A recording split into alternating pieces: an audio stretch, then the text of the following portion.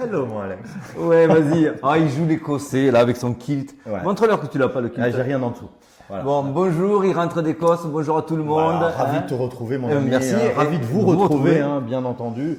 On va se passer un bon moment tous les deux. Oui, avec Julien toujours pour les fondamentaux. Et Alex, côté technique, et vous, N'oubliez pas, un petit like, ça fait toujours plaisir, un commentaire, un pouce bleu. un petit abonnement s'il Voilà, vous plaît. un abonnement, ça fait toujours plaisir. Ça aide tout le monde, il faut être franc. Ça Voilà, aide tout le exactement. monde. Bon, allez, on voit quoi cette semaine?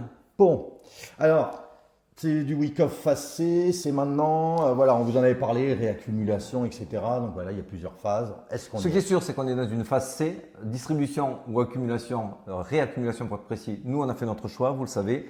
On va parler de Grayscale. Grayscale, qui reprend un petit peu des couleurs. Alors, All Season, c'est vrai que La ritournelle. la ritournelle, voilà, toujours sur le coup. Et surtout, On on reviendra. repart un petit peu sur Week Off, histoire de dégrossir un petit peu tout ça.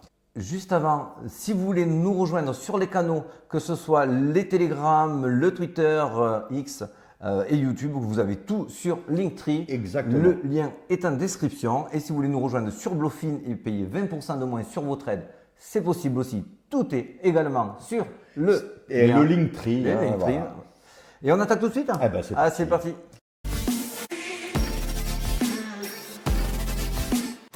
Bon, Alors, c'est vert, bien sûr, vous le savez, quand Bitcoin monte, tout le monde monte. Alors, on est en semaine, là, au moment où on vous parle, ça corrige légèrement et donc du coup, on ne le voit pas trop sur la semaine.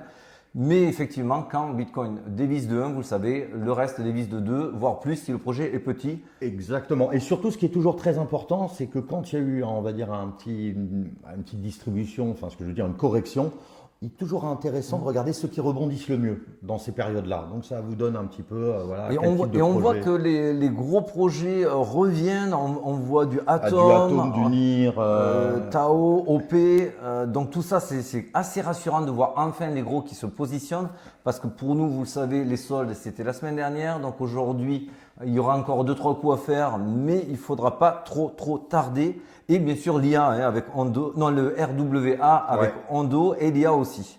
Bon, on continue, on va direct sur le dossier, c'est le mini dossier sur Grayscale. Ah, Grayscale qui, Alléluia. après 4 mois de chute, Ah, etc., ça y est. Ah, ouais. Là, on a un petit peu d'embellie, on a, je crois, 63 millions qui viennent d'être injectés sur le GBTC.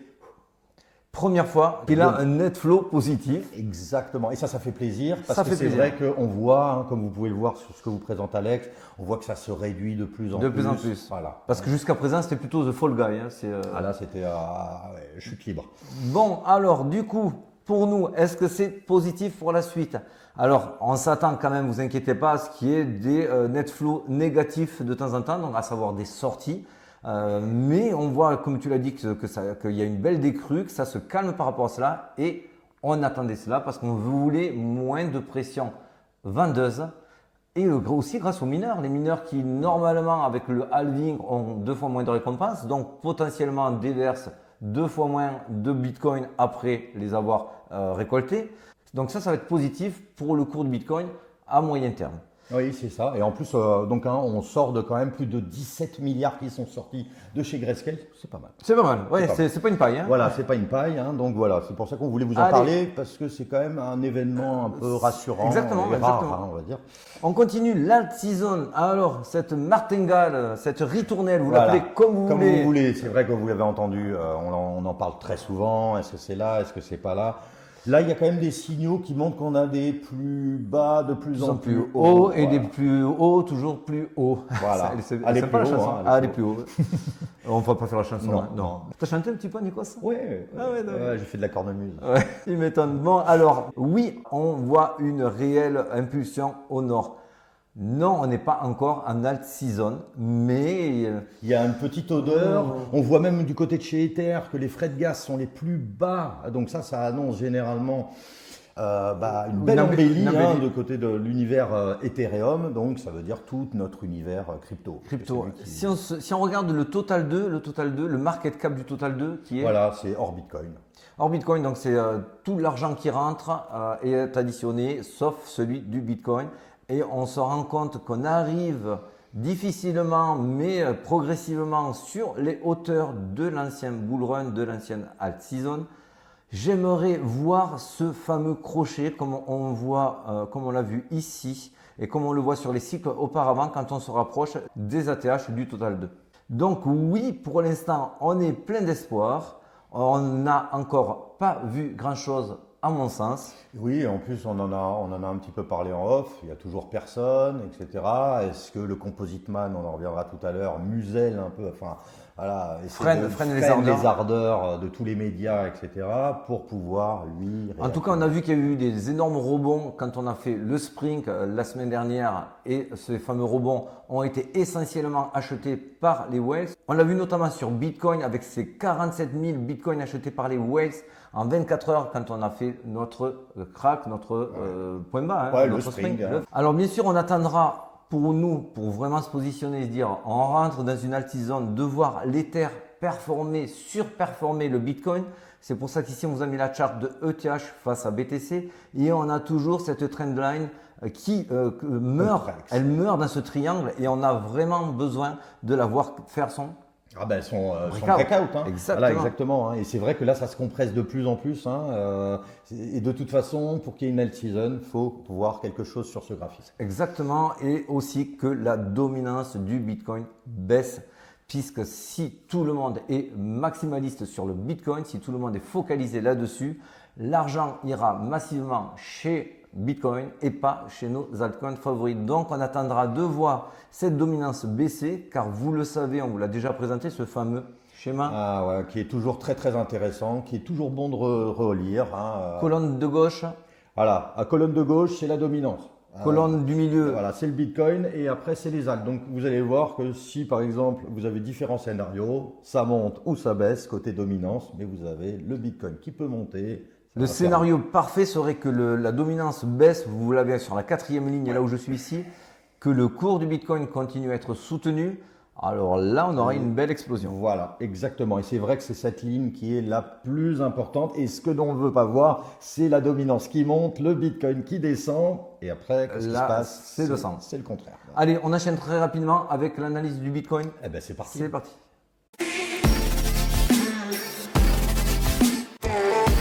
Alors, on est sur le Fear and Greed Index. Alors, il a eu une énorme importance cette semaine. Vous avez vu peut-être mes threads passer sur X et Telegram. La CoinMarketCap nous le donne à 58. On le voit à 71 chez d'autres. Je pense très sincèrement, effectivement, que tout le monde est repassé très greedy. Mais je suis plus proche d'un 58 aujourd'hui que d'un 71 parce que même si le sentiment est redevenu un petit peu rassurant, un petit peu euphorique et que du coup ça révèle potentiellement 71, je ne suis pas sûr que les gens achèteraient réellement aujourd'hui.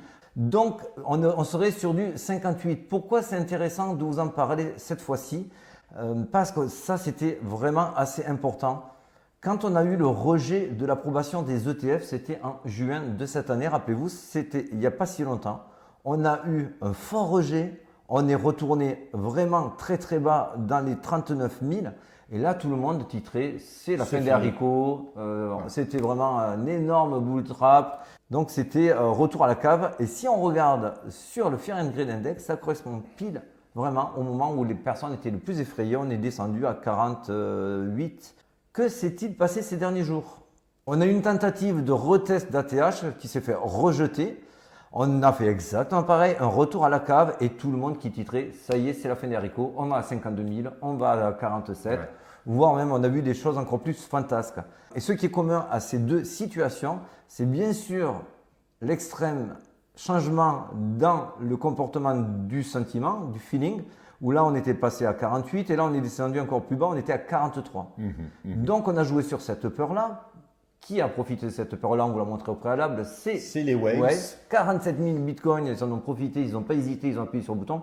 Bing. Alors pourquoi ils étaient là vraiment en massif? Il y avait beaucoup de liquidités, des stops, etc. à nettoyer. Forcément, c'était un endroit un peu clé aussi. C'était clé pour eux et c'est aussi en cela qu'on voit toujours derrière ces grands mouvements, le fameux escalier. Si tu le rates, rentre chez Mémé. Ouais. Elle est belle, hein? Elle est bien. Ouais, on m'a même dit faire avec Pépé, c'est plus rigolo. Parce que, oui, Pépé. Ouais. Donc, c'est quoi ce fameux escalier? Cet escalier a pour vocation de réaugmenter le prix, de racheter les stocks en place bien sûr, vous l'avez compris, par les whales.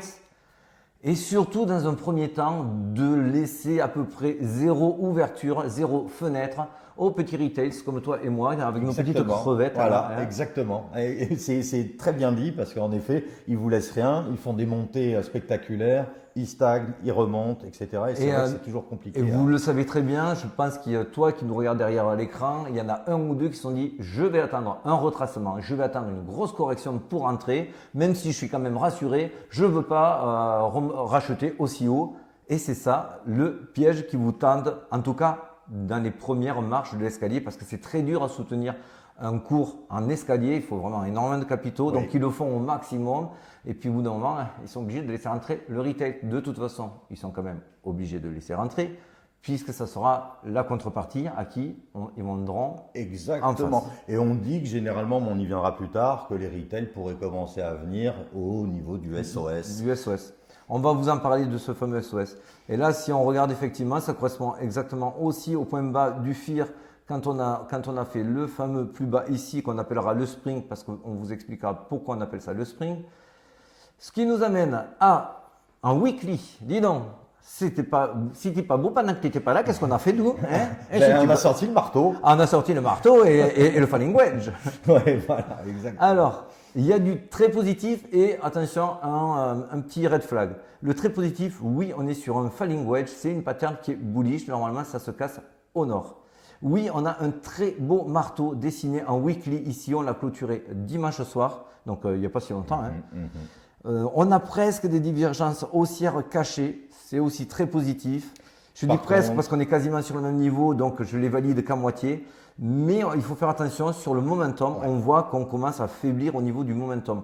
On l'a senti aujourd'hui sur le cours. Avant qu'on commence l'enregistrement, on a vu que ça dévissait. Mais c'était à peu près ce que je vous ai dit sur Telegram. Attention, il peut y avoir un low kick avant de repartir. On ne veut pas les voir se croiser. On ne veut pas que la ligne bleue aille en dessous de la ligne orange. Ou qu'elle repasse très vite au-dessus. Ouais. Mais c'est fort possible parce que là, vu la compression qu'il y a eu, c'est normal que ça tatillonne cette ligne-là. Si on repart très vite à la hausse, on devrait le ravaler assez facilement. Ça nous amène sur notre fameux, alors là vous pouvez le faire un screenshot, comme ça vous saurez tout et vous ne serez pas pris au dépourvu. Le tonton crypto réaccumulation. Alors c'est du Wyckoff, c'est pas du tonton crypto, vous l'avez bien compris. Ben alors Wyckoff c'est toujours très très bien, il ira toujours, ce qu'il dit dans sa théorie, il va le composite man, donc l'agglomération de tout le monde, essaie d'aller à l'envers de votre psychologie. Et c'est souvent prévisible, c'est ce que dit Wyckoff. Donc il a formé des structures. D'explications, etc. Donc là, on est potentiellement en réaccumulation. Là, on est pour nous en réaccumulation. Effectivement, vous le savez, on en a parlé semaine dernière. Pour moi, un spring a été trouvé. On a rebondi violemment. C'est exactement ce que je vous avais dit. Je vous avais même lu la définition du spring en vous disant qu'une fois que le spring est trouvé, qu'on repart très fortement à la hausse. C'est exactement ce qui s'est passé. Là où par contre ça demande une attention un petit peu plus particulière aujourd'hui et pour les prochains jours, il y a deux versions de la réaccumulation. Alors ce n'est pas vraiment deux versions mais au moins deux interprétations. Mais la finalité est la même. La finalité est la même. Pour moi on va aller sur un SOS ici en phase D. On est pour l'instant en phase C. La phase C, comprenez-la, c'est la phase de capitulation. Pour l'instant on n'en est pas complètement sorti tant qu'on n'a pas basculé au-dessus du fameux cric, le fameux creux qu'on attend. Est-ce que c'est maintenant? On ne sait pas. En tout cas, si vous regardez en détail, là je vous l'ai zoomé, j'espère que vous avez assez de luminosité. La réaccumulation, vous avez ce fameux spring qu'on a eu pour l'instant, tant que ce point bas est maintenu, c'est le spring officiel de la réaccumulation. Mais on veut voir un test. Est-ce que ce test a été fait? Est-ce que ce test a été fait? Ça, pour moi, je n'ai pas les moyens, je n'ai pas les datas d'y répondre maintenant. Pourquoi je vous explique maintenant? Oui, d'accord. Parce qu'en fait, on a eu du retest sur des petits time frames. Et en général, normalement, on n'a pas de retest quand on doit faire un test. Je m'explique. Quand on a touché le point bas, on aurait dû repartir très haut de suite pour revenir après, plus tard, quelques jours ou quelques semaines après, faire ce retest. Ici, toutes les liquidités ont été reprises assez rapidement à plusieurs reprises. En moins d'une heure, et on dit souvent Wyckoff, c'est quand même des time frames assez étendus, plus longues. Donc c'est vrai que c'est ce qui pose problème de savoir est-ce que ça c'est considéré comme un test ou pas. C'est la raison pour laquelle je vous ai mis deux scénarios. Le scénario violet où là, vous voyez, bon, ben, on y est pile dedans, on a tapé, on fait un premier rejet avant de repumper pour aller faire le cric. Le cric, c'est grosso modo un des derniers last point of support, un des fameux LPS, pas le dernier parce qu'on peut en avoir. Le dernier, on peut en avoir même au-dessus, hein, du côté du SOS là-haut. Et donc, les deux scénarios, le violet ici, on monte, on sortirait une fois qu'on a fait ce creux. Et là, on partirait sur la phase D. La phase D, c'est la phase. C'est la phase d'accumulation. Eh, bravo mon ami. Mais tu vois, t'es rodé quand même, hein.